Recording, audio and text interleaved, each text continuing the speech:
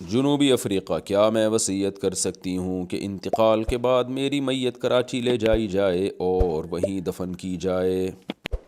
آپ یہ وصیت اگر کریں بھی تو شرعاً اس وصیت کا پورا کرنا لازم نہیں ہے، بہتر یہی ہے کہ جہاں آپ کا انتقال ہو آپ وہیں دفن ہو۔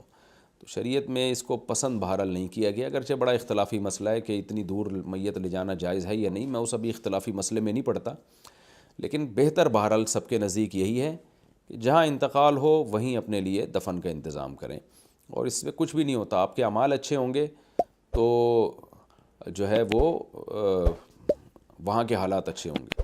ہاں، ساؤتھ افریقہ میں آپ کوشش کریں کہ نیک لوگوں کے قریب کہیں دفن ہونے کی، اس کی برکتیں قرآن و سنت سے ثابت ہیں کہ نیک لوگوں کے قریب دفن ہونے سے انسان کو فائدہ ہوتا ہے۔ تبھی تو سیدنا ابو بکر اور عمر رضی اللہ تعالیٰ عنہ کی خواہش تھی کہ سید الانبیاء محمد صلی اللہ علیہ وسلم کے پہلو میں دفن ہو، تو مسلمانوں کے قبرستان میں دفن ہو، وہاں ایسا نہ ہو کہ غیر مسلم کے قبرستان میں آپ دفن ہو جائیں۔